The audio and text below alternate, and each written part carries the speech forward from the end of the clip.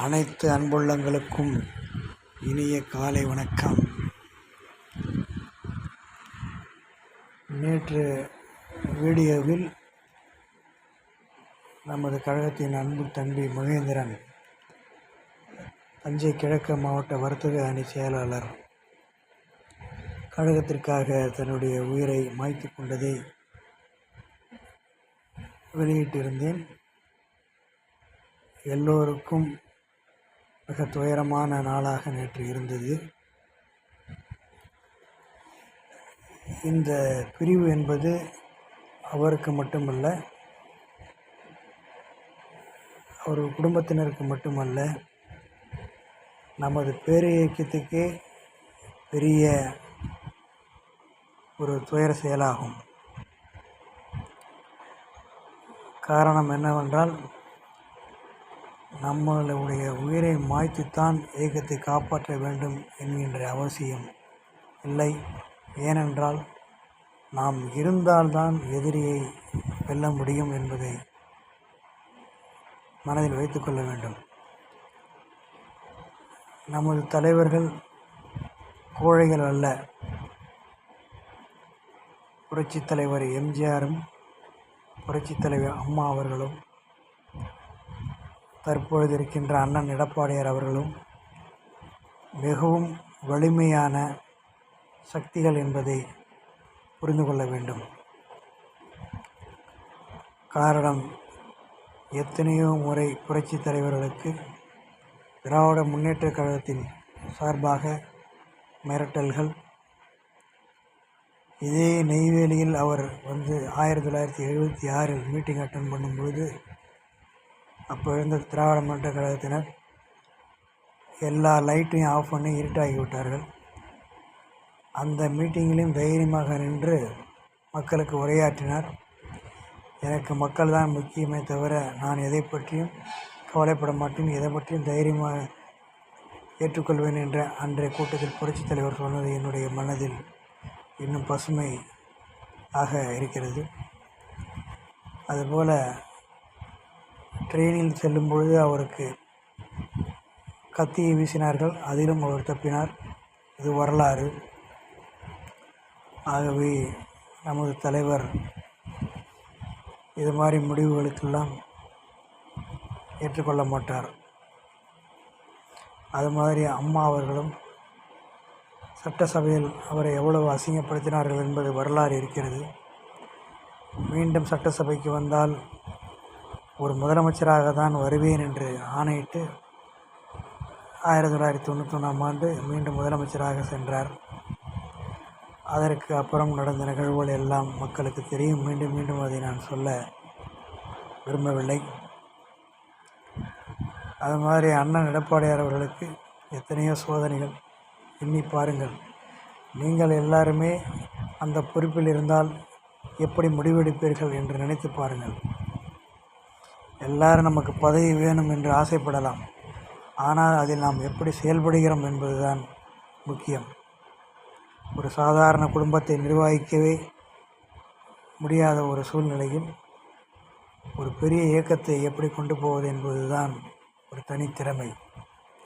எத்தனை பேர் எத்தனை குறைகள் அவர் மேல் சொன்னாலும் இன்றைய சூழ்நிலையில் அவரால் தான் அனைத்து இந்திய அண்ணா திராவிட முன்னேற்றக் கழகத்தை கொண்டு போக முடியும். இன்னைக்கு ஊடகங்கள் அதிமுக பற்றி விமர்சனம் செய்தால்தான் அவர்களுடைய டிஆர்பி, டார்கெட் ரேட்டிங் பாயிண்ட், முழுதும் கிடைக்கும் என்பது உண்மை. ஆகவே அதிமுகவை எந்த கொம்பனாலும் அழிக்க முடியாது. இப்பொழுது வந்திருக்கிற சில சரிவுகள் காற்றடித்து கோபுரத்தின் இருக்கின்றன. மீண்டும் காற்றடிக்கும் பொழுது சரிவுகள் கீழே வந்துவிடும். இது திண்ணம்.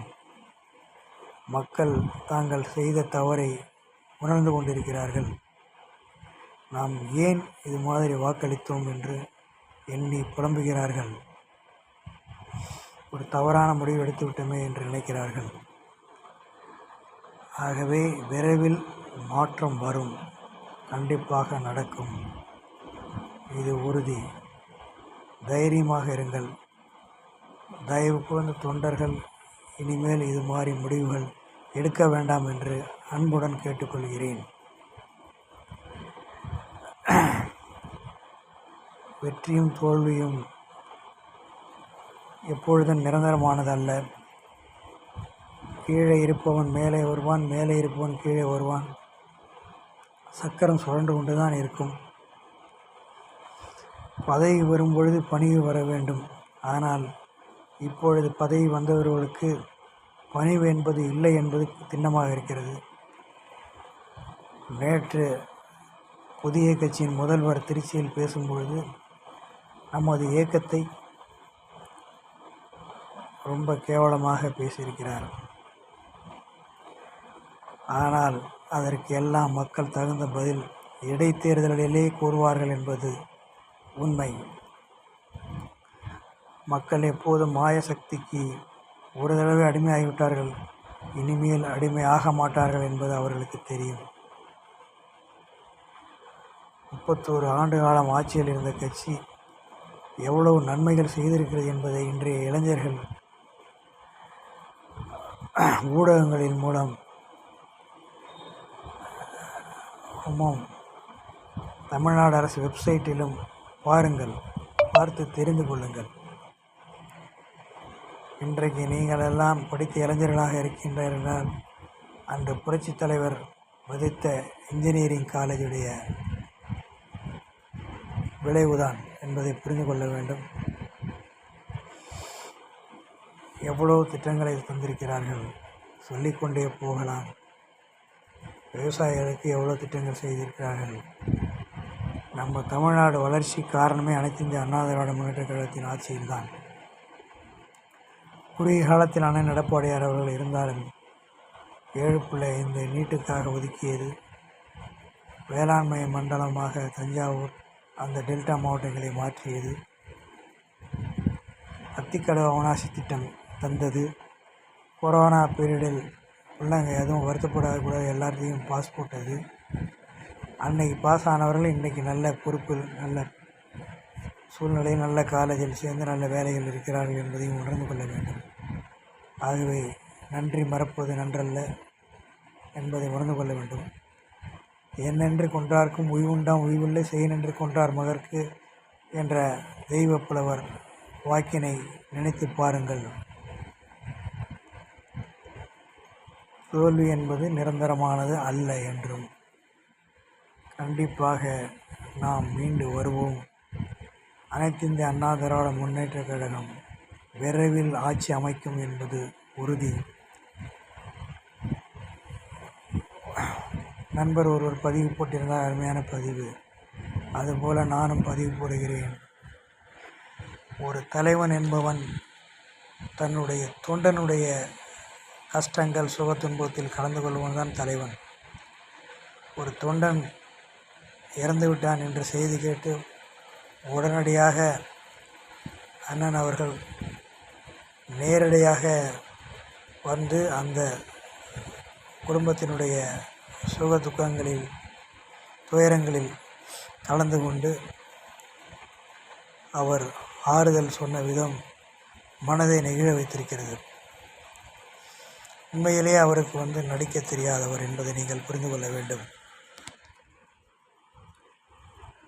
41 உயிர்கள் கரூரில் இறந்த பொழுது உடனே விமானம் ஏறி சென்னையில் சென்ற தலைவர் அல்ல நம் தலைவர். இரண்டாவது, துக்கத்தில் இருப்பவர்களை நேரடியாக அழைத்து அவர்களுக்கு உதவி செய்த தலைவர் நம்ம தலைவர் அல்ல.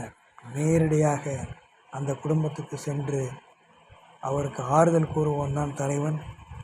நாங்கள் எல்லாம் புரட்சித் தலைவி அம்மா வழியில் வந்தவர்கள் என்பதை மீண்டும் மீண்டும் நிரூபித்து கொண்டிருக்கிற அண்ணன் எடப்பாடியார் அவர்களை ஆதரவு கரம் கொடுங்கள். அவர்தான் இன்றைய சூழ்நிலையில் சிறந்த தலைவர் என்பதை எல்லோரும் அறிந்து கொள்வார்கள். இரண்டாவது, அரசியலிலும் அவருக்குத்தான் எல்லா விவரமும் தெரியும் என்பதையும் புரிந்து கொள்வார்கள். நாங்கள் எல்லாம் ஆதரிக்கிறோம், நாங்கள் எல்லாம் பேசுகிறோம் என்றால் என்னென்ன நடந்திருக்கிறது என்பதை விழாவாரியாக, ஆட்சியில் என்னென்ன செய்திருக்கிறோம் என்பதை விழாவாரியாக இன்றைக்கி எடுத்து கூறக்கூடிய ஒரே தலைவர் அண்ணன் புரட்சித் தமிழர் எடப்பாடியார் அவர்கள் தான் என்பதை மனதில் வைத்துக் கொள்ள வேண்டும். தயவு கூர்ந்து தொண்டர்களும் நிர்வாகிகளும் ஒரு முறை நமது புரட்சித் தலைவரை மனக்கண் முன் நிறுத்துங்கள். நமது புரட்சித் தலைவி அம்மா அவர்களை மனக்கண் முன் நிறுத்துங்கள். புரட்சித் தமிழர் அண்ணன் எடப்பாடியார் அவர்கள் 34 தொகுதியில் தனியாக பயணம் செய்து உழைத்தார் என்பதை மனதில் கொள்ளுங்கள். நீங்கள் எல்லாம் உங்கள் தொகுதியில் உழைத்திருந்தால் கண்டிப்பாக வெற்றி கிடைத்திருக்கும். ஆகவே அவர் சேலம் மாவட்டத்தில் அவருடைய தொகுதிகளிலே 7 தொகுதிகளை வெற்றி அடைந்திருக்கிறார் என்பதை நினைத்து பாருங்கள். ஆகவே தீதும் நன்றும் பிறதாரா வாரா என்ற மொழிக்கு ஏற்ப நாம் நன்றாக உழைக்க வேண்டும். நமது கழகத்துக்கு உயிர் உள்ளவரை உழைக்க வேண்டும். நாம் எப்பொழுதும் பெண்களுக்கு பாதுகாப்பாக இருக்க வேண்டும். பெண்கள் தான் நம் கண்கள். ஆகவே புரட்சித் தலைவர் கூறியது போல நமது தாய்க்குளங்களை பேணி காப்போம். பெண்களுக்கு எந்த விதமான தீங்கு ஏற்பட்டாலும் முன்னணியாக நிற்கின்ற கட்சி அதிமுக என்பதை உறுதி கொள்வோம்.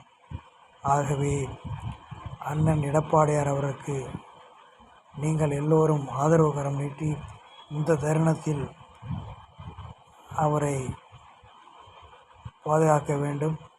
கழகத்தை பாதுகாக்க வேண்டும். விரைவில் நாம் வெற்றி பெறுவோம். இது நடக்கும். கழகத்தை ஆட்சியில் அமைக்கும் வரை எங்களுடைய உயிர் இந்த பூமியை விட்டு விலகாது என்பதை உறுதியாக சொல்லப்படுகிறேன்.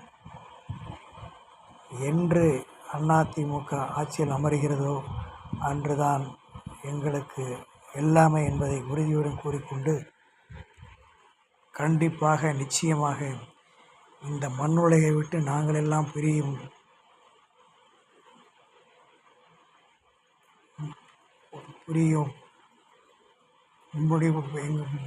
புரிவதற்கு முன்னர் எங்களுடைய கழகத்தை ஆட்சியில் அமைப்போம் என்ற உறுதியை கூறுகிறேன்.